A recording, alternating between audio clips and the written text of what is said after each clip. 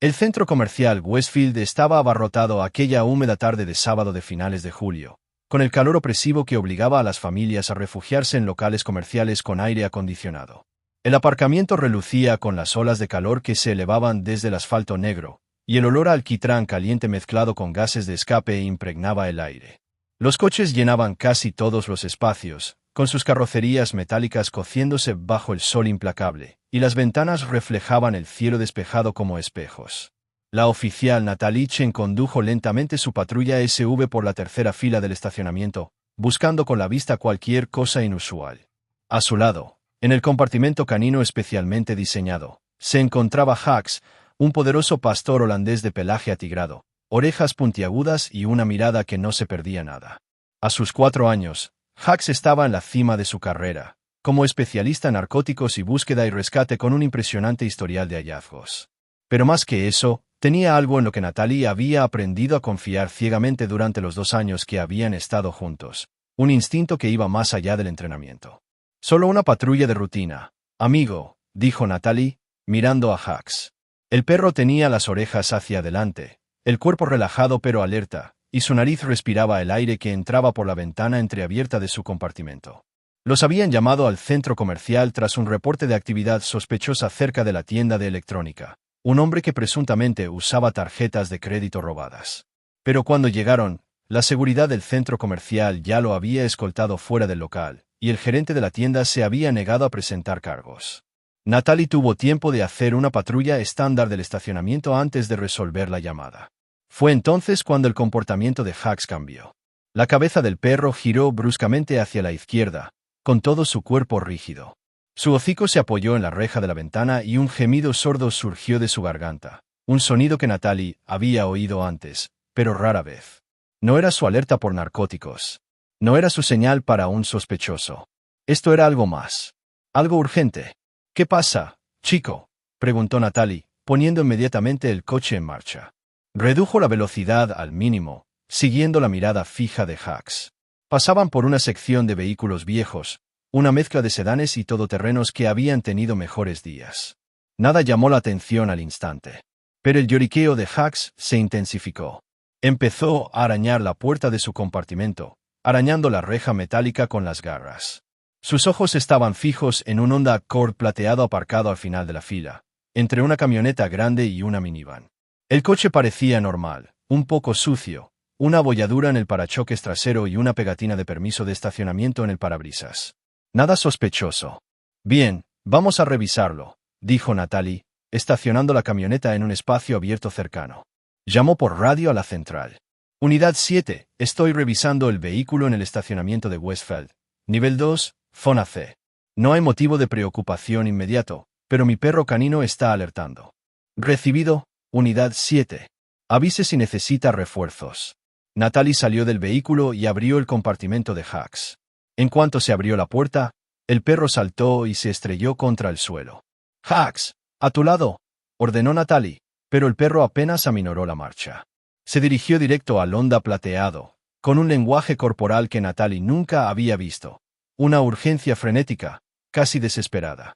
Hax llegó al coche y de inmediato empezó a dar vueltas, recorriendo cada centímetro del exterior con la nariz. Al llegar al maletero, se detuvo. Su cuerpo se quedó completamente rígido, y entonces hizo algo que le heló la sangre a Natalie. Empezó a arañar la tapa del maletero. No solo arañaba, sino que arañaba con ambas patas delanteras, raspando la pintura con sonidos agudos y metálicos. Ladró 1, 2, 3 veces, ladridos agudos y autoritarios que resonaron por todo el aparcamiento.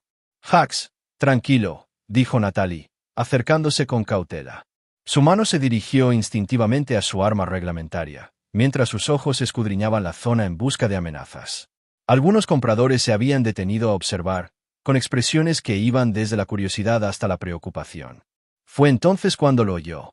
Un sonido tan débil que casi lo pasó por alto entre los ladridos de Hax. Un golpeteo rítmico. Metal contra metal. Proveniente del interior del maletero. Pérdida. Pérdida, pérdida. Pérdida. El corazón de Natalie latía con fuerza contra sus costillas. Se arrodilló junto al tronco, pegando la oreja al metal. El golpeteo cesó y luego volvió a empezar. Ahora más rápido. Más desesperado. Perder, perder, perder, perder, perder. Dios mío, suspiró Natalie. Presionó la radio con manos temblorosas. Despacho, necesito refuerzos inmediatos en mi ubicación. Posible persona atrapada en el maletero del vehículo. Matrícula, Víctor Charlie 8329. Inténtalo ahora. Recibido, Unidad 7. Refuerzos en camino. Matrícula en marcha. Natalie se puso de pie y miró por la ventana trasera del Honda, intentando ver si el asiento trasero estaba abatido y si había alguna forma de acceder al maletero desde dentro. Pero los asientos traseros estaban intactos y el coche estaba bien cerrado. Probó las manijas de las puertas, todas estaban cerradas. Miró el pestillo del maletero, considerando forzarlo, pero entrar en un vehículo civil sin causa probable era legalmente arriesgado. Excepto que tenía una causa probable. La alerta de Hacks, combinada con los golpes, fue más que suficiente. Atrás, Hacks, ordenó Natalie. El perro se apartó a regañadientes, aunque mantenía la vista fija en el tronco y gemía sin parar. Natalie sacó su bastón de su cinturón, respiró hondo y estaba a punto de abrir el baúl cuando una voz detrás de ella la hizo girar. Disculpe, oficial. ¿Qué sucede? Un hombre estaba a unos 3 metros de distancia, de unos 30 y tantos años, de estatura media, con pantalones cortos caqui y un polo. Llevaba una bolsa de la compra de unos grandes almacenes y tenía una expresión de preocupación. Su rostro era olvidable, de esa forma deliberada, sin rasgos distintivos, de esos que se confunden con la multitud. Señor, ¿es este su vehículo? Preguntó Natalie, con la mano aún en el bastón, el cuerpo entre el hombre y el maletero. Sí, lo es, dijo el hombre, acercándose un paso. ¿Hay algún problema? Alguien lo golpeó. El entrenamiento de Natalie entró en acción. Algo no iba bien. El lenguaje corporal del hombre era demasiado informal, demasiado relajado para alguien cuyo vehículo estaba siendo investigado por la policía. Y sus ojos no dejaban de oscilar entre Natalie y Hacks, evaluando, calculando. Necesito que abra el maletero, señor, dijo Natalie con voz firme. La sonrisa del hombre se desvaneció. ¿El baúl? ¿Por qué? ¿De qué se trata? Mi perro K9 alertó sobre su vehículo y tengo motivos para creer que puede haber alguien dentro del maletero. Necesito que lo abra de inmediato. La expresión del hombre cambió, solo por un microsegundo, tan rápido que Natalie casi lo ignora. Miedo. No el miedo de una persona inocente confundida por la atención policial, sino el miedo de alguien cuyo secreto está a punto de ser descubierto. No. No tengo las llaves, balbuceó el hombre, retrocediendo un paso. Debí de olvidármelas dentro del centro comercial. Déjame ir. No te muevas, ordenó Natalie, dirigiendo su mano hacia su arma. Mantén las manos donde pueda verlas. Asterisco antes de empezar, asegúrate de darle a me gusta, compartir y suscribirte. Significa mucho más de lo que crees. Y tengo curiosidad, ¿desde dónde nos ves? Deja tu país en los comentarios para que podamos darte la bienvenida. El hombre se quedó paralizado. Su mirada se dirigió a la rampa de salida del estacionamiento, midiendo distancias, calculando probabilidades. Natalie podía ver la decisión formándose en su mente, correr o obedecer. Manos extendidas. Ahora, dijo Natalie con voz aguda. Hacks, percibiendo la tensión, se acercó a ella, con el cuerpo agachado y listo, y un gruñido resonó en su pecho. El hombre levantó lentamente las manos, pero su peso se desplazó a las puntas de los pies, como si estuviera corriendo. Mire, oficial, creo que ha habido un malentendido. El aullido de las sirenas que se acercaban cortó el aire.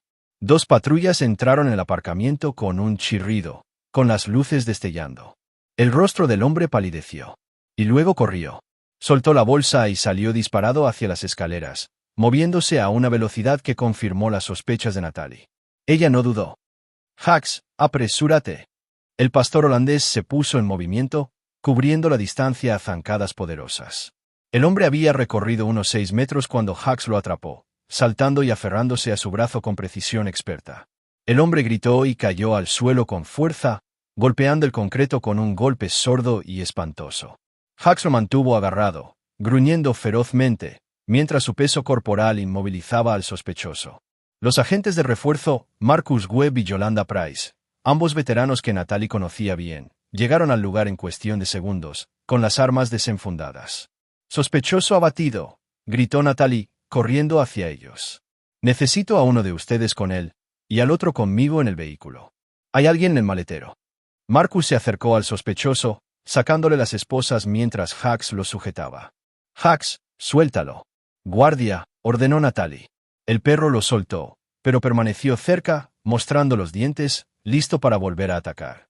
Natalie y Yolanda corrieron de vuelta a Londa. «Ábrelo», dijo Natalie con voz tensa y urgente. Yolanda no lo dudó. Agarró la palanca de su patrulla y la metió en el pestillo del maletero. Con un gruñido de esfuerzo, la hizo palanca, y el maletero se abrió con un crujido metálico. Lo que vieron dentro hizo que ambos oficiales retrocedieran físicamente. Una niña pequeña, de unos 6 años, yacía acurrucada en posición fetal en el sofocante maletero. Su cabello oscuro estaba enmarañado por el sudor, su piel peligrosamente roja por el calor. Tenía las muñecas atadas con bridas y la boca cubierta con cinta adhesiva. Sus ojos, abiertos y aterrorizados, los miraban con una mezcla de esperanza e incredulidad. En sus manos atadas, aferraba un pequeño llavero metálico, que había estado usando para golpear el interior de la tapa del maletero. «Dios mío», susurró Yolanda con la voz entrecortada. «Es un niño».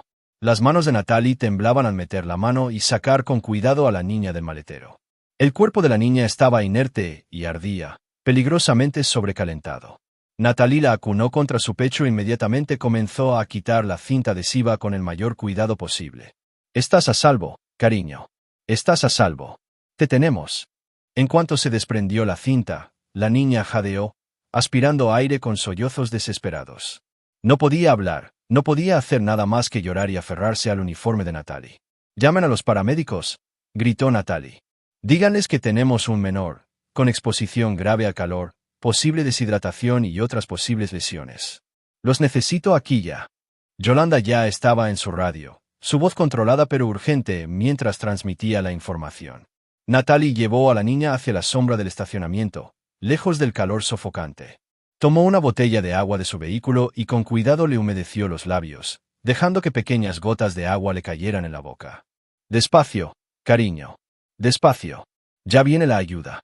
Los ojos de la niña no se apartaron del rostro de Natalie, como si temiera que al apartar la mirada su salvador pudiera desaparecer.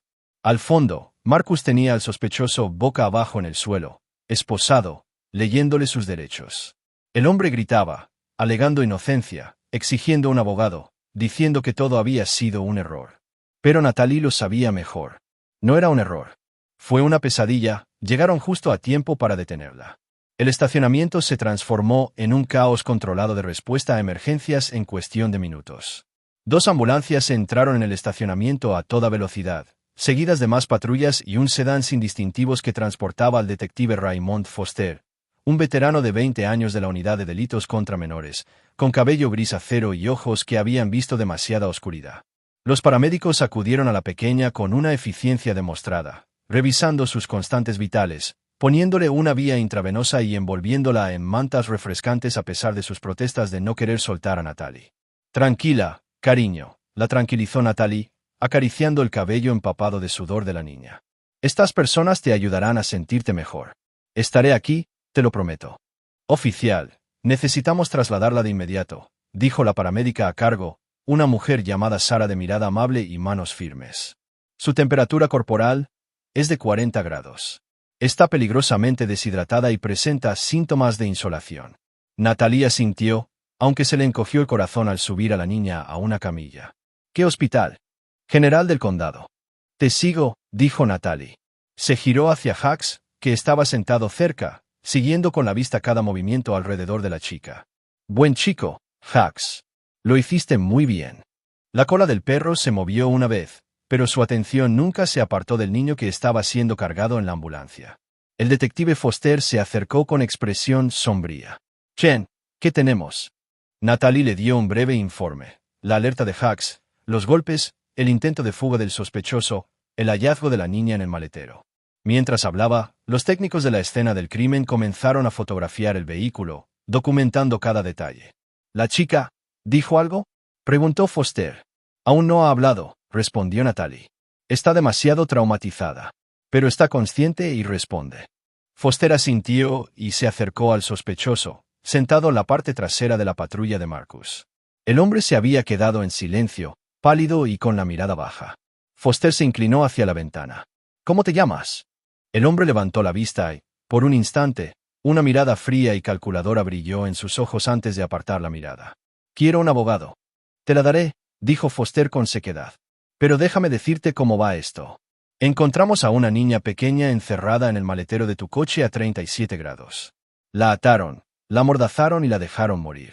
Eso es secuestro, poner en peligro a un menor, intento de asesinato, para empezar. Y eso sin antes investigar tu nombre y averiguar qué más has hecho. La mandíbula del hombre se tensó, pero no dijo nada. Foster se enderezó y se volvió hacia el agente Price. Tráele la cartera. Quiero saber quién es este pedazo de basura. Yolanda sacó la billetera del sospechoso del bolsillo y se la entregó a Foster. La abrió y examinó la licencia de conducir.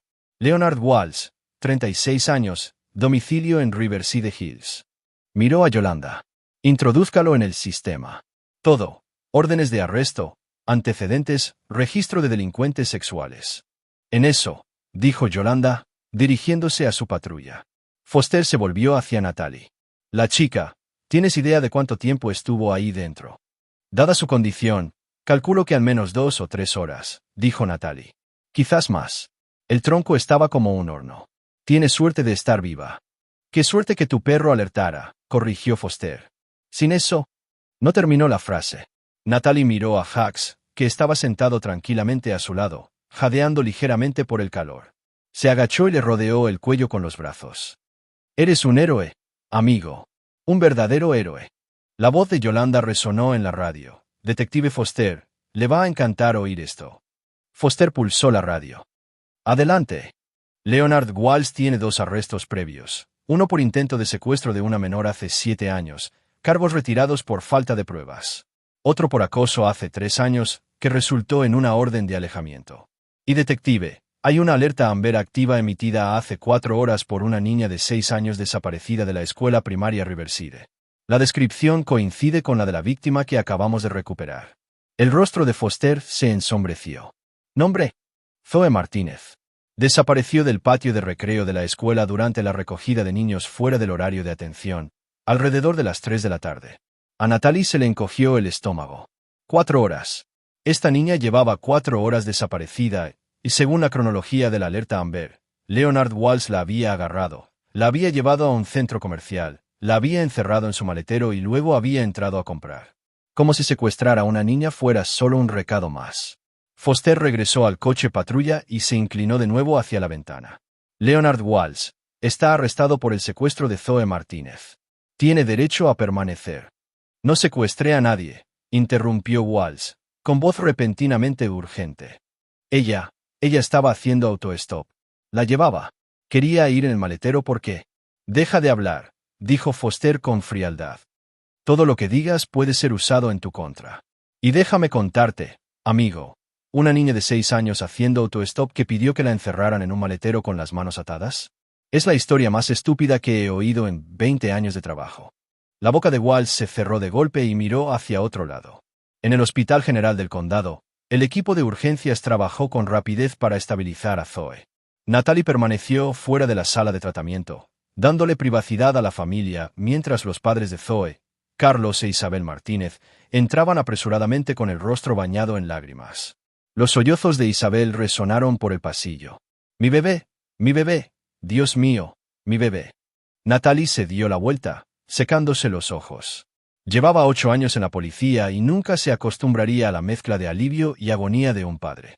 La doctora Patel, la médica de cabecera, salió después de unos 30 minutos. Era una mujer menuda con ojeras, pero de presencia tranquila y tranquilizadora. El agente que la encontró. Esa soy yo, dijo Natalie enderezándose. Le salvaste la vida, dijo simplemente el doctor Patel. 1 hora más, quizás menos, y habría muerto.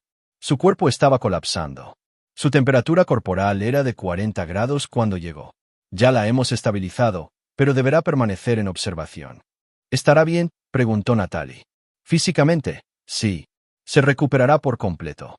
Psicológicamente, la doctora Patel se quedó en silencio, con expresión preocupada.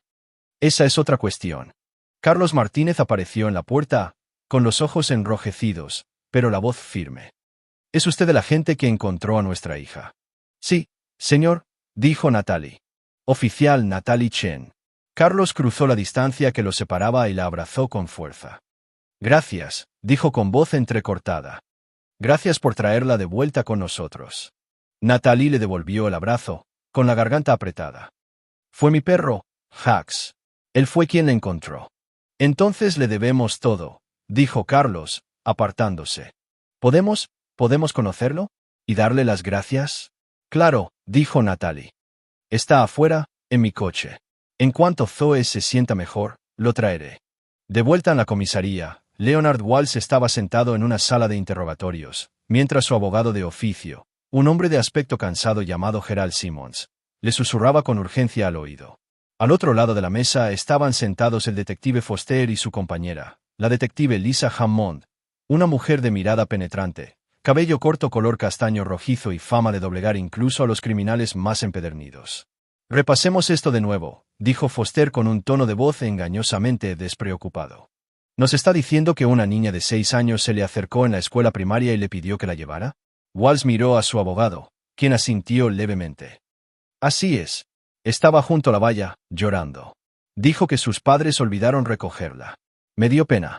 Ajá, dijo Foster, tomando nota. ¿Y luego qué? Me ofrecí a llevarla a casa. Pero se asustó cuando llegamos a mi coche y empezó a hacer ruido. Así que, la metí en el maletero para calmarla. Lisa se inclinó hacia adelante con expresión de incredulidad. Metiste a una niña llorando y asustada en el maletero de tu coche para calmarla. Walsh se removió incómodo. Suena mal cuando lo dices así. Suena mal porque es mal, espetó Lisa. Secuestraste a una niña, le ataste las manos con bridas, le tapaste la boca con cinta adhesiva y la encerraste en un maletero a 32 grados. Luego fuiste de compras. Durante 3 horas. No fueron 3 horas. Tenemos grabaciones de seguridad del centro comercial, interrumpió Foster. Con fecha y hora. Entraste al centro comercial a las 3:47 de la tarde. El agente Chen encontró a Zoe a las 6:32 de la tarde. Son 2 horas y 45 minutos. ¿Qué estabas comprando, Leonard? ¿Qué era tan importante como para dejar morir a una niña en tu maletero? El rostro de Walsh se sonrojó. Su abogado se inclinó y susurró algo, pero Walsh negó con la cabeza. Quiero contar mi versión. Entonces cuéntalo, dijo Foster. Estaba buscando suministros, dijo Walsh en voz baja. ¿Qué tipo de suministros? Presionó Lisa. La mirada de Walsh bajó a la mesa. Para quedármela. Aún no lo tenía todo planeado. Necesitaba cuerdas, mantas, un candado para la habitación. Dios mío, suspiró Lisa, apartándose de la mesa. Caminó hacia un rincón de la sala, con las manos en las caderas, intentando controlar su ira. La expresión de Foster permaneció neutral, aunque sus manos se habían cerrado en puños. Entonces admites que secuestraste a Zoe Martínez con la intención de mantenerla cautiva. El abogado de Walsh le puso una mano en el brazo. No digas nada más. Pero Walsh siguió hablando, como si las palabras se hubieran estancado y ahora se le escaparan. No se suponía que fuera así. Solo quería compañía. Alguien a quien cuidar. No iba a hacerle daño. La encerraste en un baúl con el calor, dijo Foster con voz dura. Estuvo a punto de morir. Eso sí que le duele. No pensé que haría tanto calor. ¿A dónde planeabas llevarla? Preguntó Lisa, volviéndose hacia la mesa. Esta habitación que estabas preparando. ¿Dónde está? Walsh dudó. Su abogado negaba con la cabeza frenéticamente, pero a Walsh parecía no importarle. Mi sótano. Tengo una casa. Está vacía. Es privada. Nadie la habría encontrado. La sala quedó en silencio. Foster y Lisa intercambiaron una mirada que decía muchísimo. Detective, se oyó una voz en la radio de Foster. Estamos en la residencia de Walsh. ¿Tiene que ver esto? La casa de Leonard Walsh se encontraba al final de una tranquila calle sin salida en un barrio que había conocido tiempos mejores. El césped estaba descuidado, la pintura se estaba descascarando y las ventanas estaban cubiertas por gruesas cortinas que impedían la entrada de luz. Un equipo de la escena del crimen ya estaba en el lugar y la propiedad estaba acordonada con cinta amarilla. Foster y Lisa llegaron en 20 minutos, ambos con el rostro sombrío. El agente Webb los recibió en la puerta. Está mal, dijo simplemente. Entraron en la casa. La planta baja parecía relativamente normal. Pocos muebles, platos sucios en el fregadero, nada que indicara peligro. Pero al bajar las escaleras del sótano, el ambiente de la investigación cambió por completo. El sótano se había convertido en una auténtica pesadilla. Una habitación tenía una puerta pesada y un candado. Dentro, un colchón yacía en el suelo, junto con libros infantiles, peluches y una pequeña pila de ropa, todo del tamaño de una niña. Había cadenas atornilladas a la pared. En un rincón había un cubo que servía de retrete. Pero lo que le heló la sangre a Foster fueron las fotografías clavadas en un tablero de corcho en la habitación contigua. Docenas de ellas. Diferentes niños y niñas, de distintas edades, fotografiados desde lejos. En parques infantiles, escuelas, parques. Algunas fotos tenían fechas escritas, de años atrás. Lleva mucho tiempo planeándolo, dijo Lisa en voz baja. Zoe no fue su primer objetivo. Solo fue la primera que atrapó con éxito. Un técnico forense se acercó con una bolsa de pruebas. Detective, encontramos esto escondido en un panel falso en el armario. Dentro de la bolsa había un cuaderno lleno de anotaciones manuscritas. Foster lo hojeó con cuidado, su expresión se ensombrecía con cada página. Era un diario de caza, fechas, lugares, observaciones sobre las rutinas de los niños, notas sobre seguridad, intentos fallidos. Hay entradas aquí que se remontan a 5 años atrás, dijo Foster. Lleva años acechando a niños, armándose de valor, planeando el robo perfecto. Hasta hoy, dijo Lisa. Hasta Hacks. Foster cerró el cuaderno y miró a su compañero. Necesitamos comparar cada nombre y fecha que hay aquí con los casos de personas desaparecidas. Si se llevó a otras antes de Zoe. Los encontraremos, dijo Lisa con firmeza. En el hospital, Natalie estaba sentada en la sala de espera familiar con Hacks a sus pies. Le habían dado permiso para entrar tras explicarle su papel en el rescate, y el personal del hospital había sido más que servicial. Carlos Martínez apareció en la puerta. ¿Oficial Chen? Zoe pregunta por usted. Y por Hacks. A Natalie se le encogió el corazón. Está hablando. Un poco. Sobre todo a su madre. Pero dijo que quiere agradecerle al perro que la salvó. Natalie se levantó, y Hacks se levantó con ella, meneando la cola suavemente. Siguieron a Carlos por el pasillo hasta la habitación de Zoe. La pequeña yacía en la cama del hospital, apoyada sobre almohadas, con una vía intravenosa en el brazo. Parecía diminuta y frágil, pero ahora tenía la mirada alerta, concentrada. Isabel estaba sentada junto a la cama, sosteniendo la mano de su hija. Al ver a Hacks, sonrió entre lágrimas. «Es él. Este es Hacks», confirmó Natalie, acercándolo. «Hacks, tranquilo». El pastor holandés se acercó a la cama lentamente, con movimientos cuidadosos y pausados. Zoe abrió mucho los ojos y extendió una pequeña mano. Hacks se acercó, permitiéndole tocarle la cabeza. Su cola se movió lentamente y emitió un suave sonido, casi un suspiro, como aliviado de verla bien. «Gracias», susurró Zoe con voz ronca. «¿Me encontraste?» Hacks le lamió la mano suavemente y Zoe sonrió. Una sonrisa real y genuina que transformó su rostro. «Sabía que estabas ahí», dijo Natalie en voz baja. «No se bajaría del coche hasta que lo abriéramos. Te salvó la vida, Zoe». «Es mágico», dijo Zoe simplemente. Y en ese momento, Natalie no pudo negarlo. La investigación sobre las actividades de Leonard Walsh se amplió rápidamente en los días siguientes. El cuaderno hallado en su sótano se convirtió en una prueba crucial, y los detectives trabajaron sin descanso para descifrar sus anotaciones y contrastarlas con casos sin resolver. Lo que descubrieron fue escalofriante. Walsh llevaba al menos 5 años acosando activamente a menores, documentando sus rutinas, identificando vulnerabilidades y planeando secuestros. La mayoría de sus intentos se habían visto frustrados por las circunstancias. Un padre que llegaba temprano, un guardia de seguridad que aparecía en el momento equivocado, el menor que se dirigía en una dirección diferente a la esperada. Pero el cuaderno sugería al menos 2 secuestros exitosos antes de Zoe. La detective Hammond estaba sentada en la sala del grupo de trabajo, rodeada de pizarras blancas con cronologías, fotografías y mapas. Estaba comparando las notas de Walsh con la base de datos de niños desaparecidos cuando algo le llamó la atención. «Foster», gritó. «Mira esto». Foster se unió a ella, leyendo por encima de su hombro. Lisa señaló una entrada fechada 2 años antes. *Riverside Park, martes, 4 de la tarde. Niño pequeño, chaqueta roja, juega solo cerca del bosque. Padres distraídos. Oportunidad, alta. *Miren esto», dijo Lisa, abriendo un informe de persona desaparecida. Marcus Chen, de 7 años, desapareció de Riverside Park hace 2 años un martes por la tarde. Llevaba una chaqueta roja. Nunca lo encontraron. Foster apretó la mandíbula. El parque donde arrestamos a Walls. Lleva años cazando allí, confirmó Lisa. Es su territorio.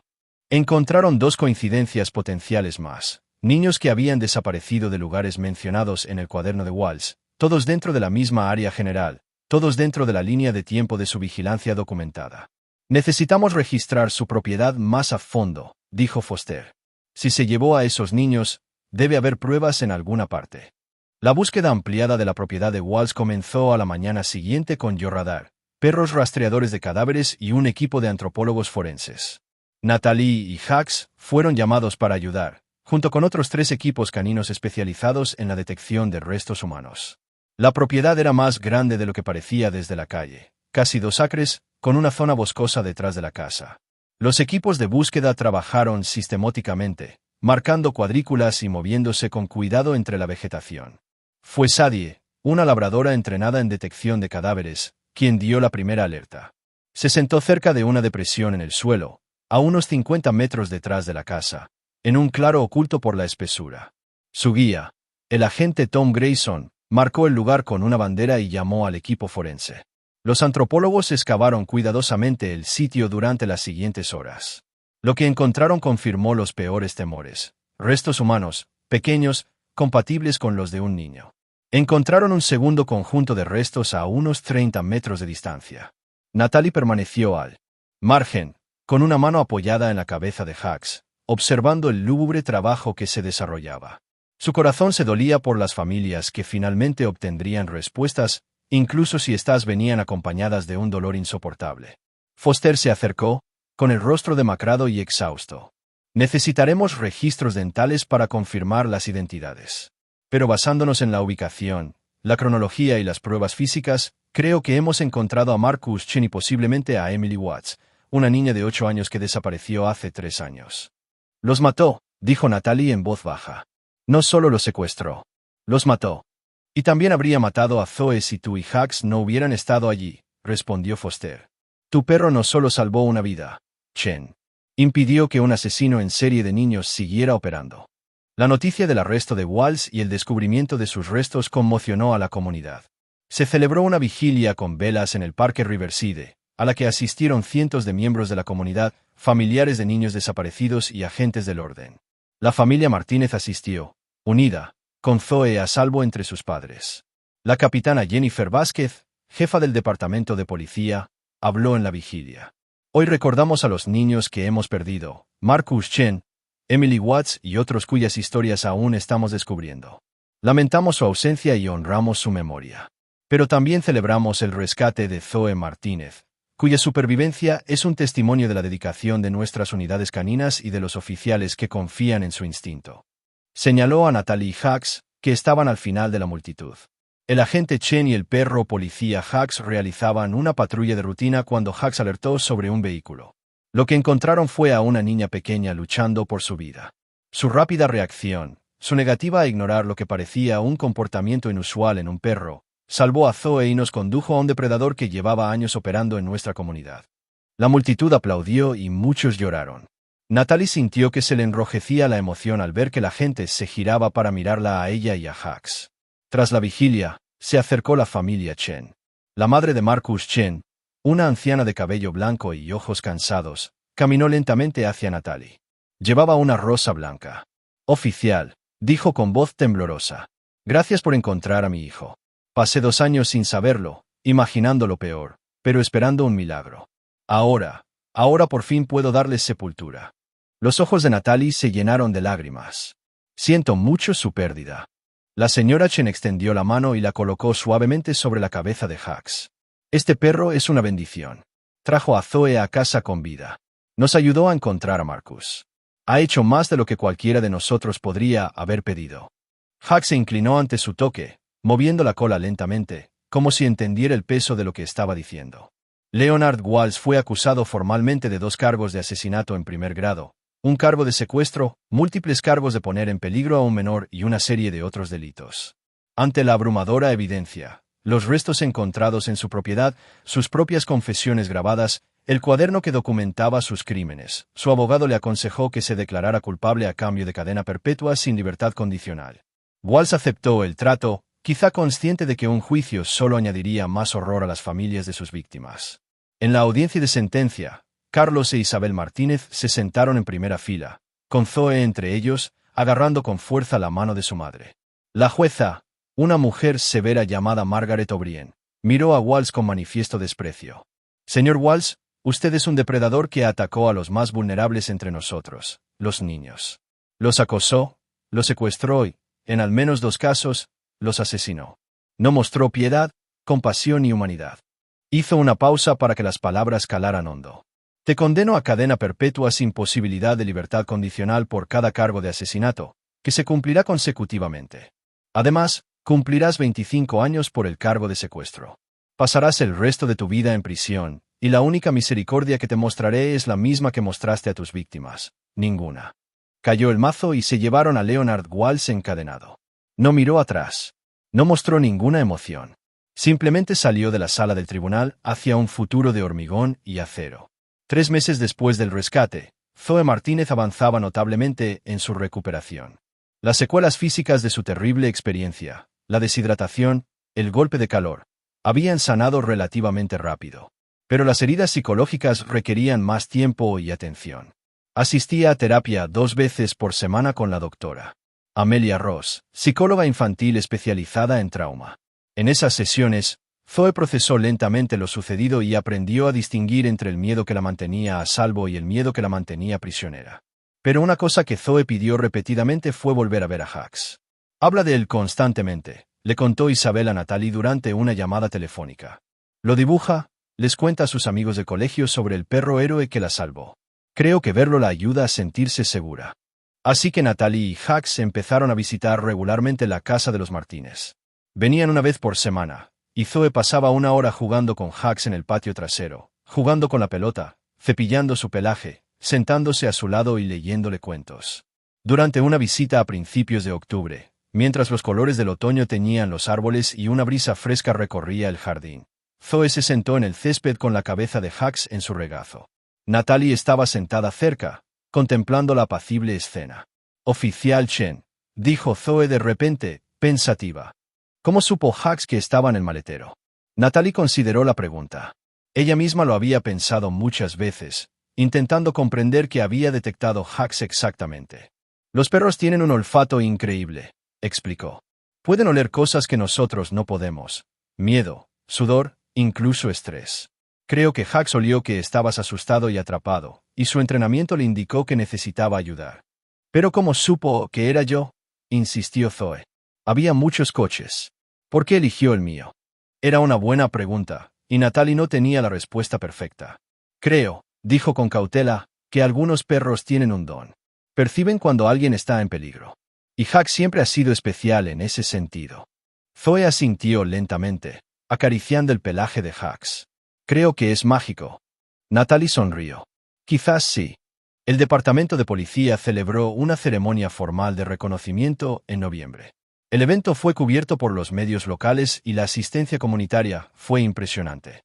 Natalie lució su uniforme de gala. Hux se sentó a su lado con su chaleco oficial K9, mientras el capitán Vázquez les entregaba ambos medallas al valor.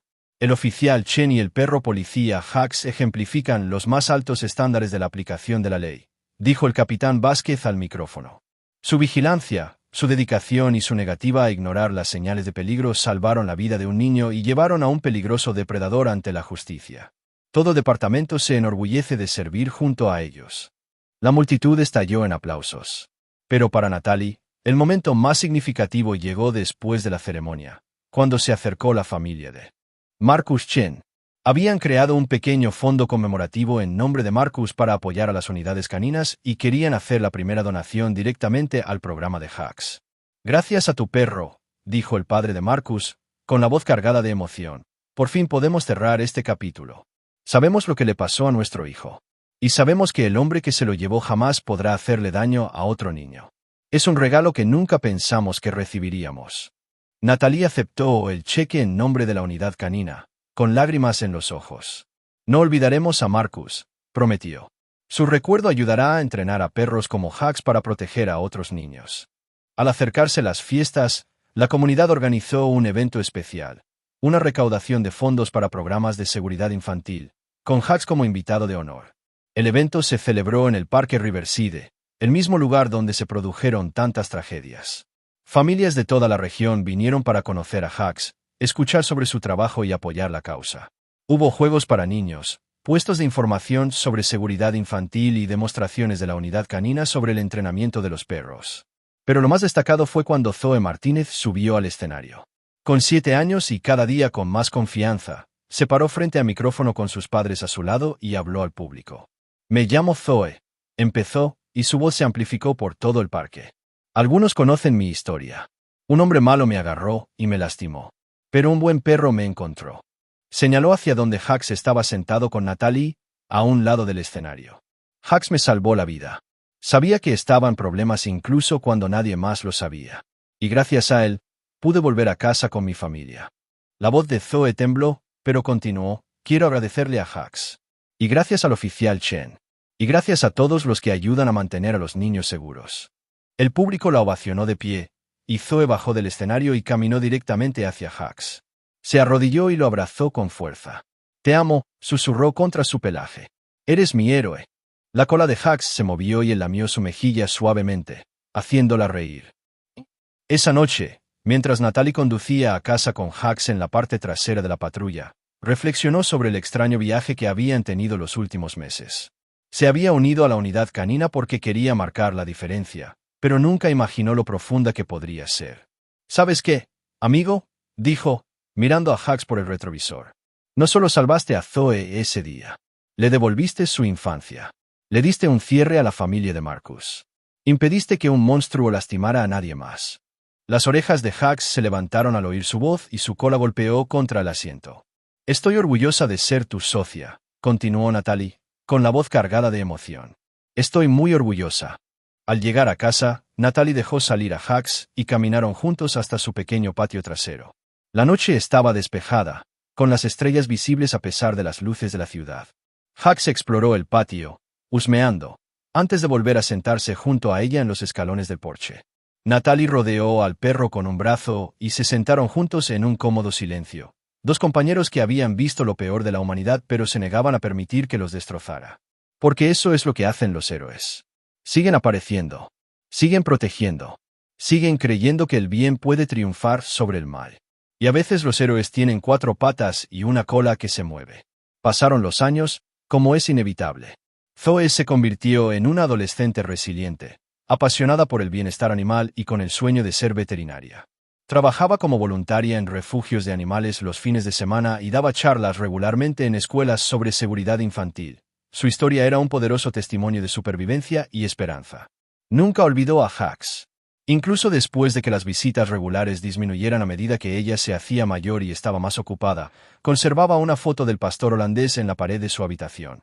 Hugs con su chaleco canino, alerta y orgulloso, el perro que le había salvado la vida. Hugs continuó su carrera con distinción. Él y Natalie se convirtieron en uno de los equipos caninos más respetados de la región, convocados para casos complejos y demostraciones de entrenamiento. Pero ese día en el centro comercial, el día que Hugs arañó un baúl cerrado y se negó a rendirse, fue el momento decisivo de su carrera. La oficial Chen fue ascendida a supervisora de la unidad canina, responsable del entrenamiento de los nuevos guías y sus perros. Siempre les decía lo mismo desde el primer día: confíen en su perro. Ellos ven, huelen y perciben cosas que nosotros no podemos. Cuando su perro les dé una alerta, tómenla en serio. Siempre. Y les contaría sobre Hugs y Zoe, sobre cómo una patrulla rutinaria del centro comercial se había convertido en un rescate que le había salvado la vida porque había confiado en los instintos de su compañero. Cuando Hugs se jubiló a los 9 años, el departamento celebró una ceremonia a la que asistieron cientos de personas. Zoe, que ahora tenía 16 años, tuvo el honor de entregarle su placa de jubilación.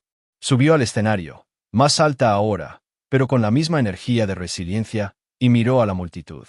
Cuando tenía 6 años, este perro me salvó la vida, dijo con voz firme y clara. Podría haber pasado de largo junto a ese coche. Podría haber ignorado lo que percibía. Pero no lo hizo. Arañó, ladró y se negó a rendirse hasta que alguien abrió el maletero. Se giró hacia Hux, que estaba sentado junto a Natalie. Su hocico se estaba poniendo gris, pero sus ojos aún brillaban. Hux me enseñó que los héroes son de todo tipo. Que el coraje significa no rendirse cuando algo anda mal. Que una vida salvada lo vale todo. Zoe se arrodilló y colocó la insignia de jubilación honoraria en el chaleco de Hux. Luego, le rodeó el cuello con los brazos, como tantas otras veces. Gracias, susurró. Por todo. La cola de Hux se movió y le lamió la cara, haciendo que la multitud riera y llorara al mismo tiempo. Natalie adoptó oficialmente a Hux tras su jubilación, aunque nunca hubo dudas al respecto. El pastor holandés que había sido su compañero se convirtió en su compañero, pasando sus años dorados descansando en lugares soleados, dando tranquilos paseos por el vecindario, ocasionalmente visitando escuelas donde Natalie daba demostraciones de seguridad. Los niños siempre pedían conocer al famoso Hux, el perro que había salvado a Zoe Martínez, y Natalie accedía, observando cómo los rostros de los jóvenes se iluminaban cuando acariciaban su suave pelaje. ¿Es realmente mágico?, preguntó una vez un niño pequeño. Natalie sonrió. Creo que todos los perros tienen un toque de magia. ¿Pero Hux? Es extra especial. Cuando Hux falleció pacíficamente mientras dormía a los 12 años, rodeado de Natalie y de toda una vida de amor, toda la comunidad lo lloró. Su obituario se publicó en el periódico local, y el departamento de policía celebró un servicio conmemorativo con lleno total. Zoe asistió, ahora estudiante universitaria de veterinaria. Subió al podio y pronunció un panegírico que dejó a todos con lágrimas en los ojos. Hux fue un héroe, dijo con voz quebrada pero firme. No por una sola acción, sino por quien era, leal, valiente y reticente a ignorar el sufrimiento. Nos demostró que salvar una vida no se trata solo de rescates dramáticos. Se trata de prestar atención. Se trata de preocuparse lo suficiente como para actuar. Miró a Natalie, sentada en primera fila, con lágrimas en los ojos. Oficial Chen, gracias por confiar en él.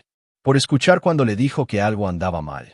Gracias a esa confianza, estoy viva hoy.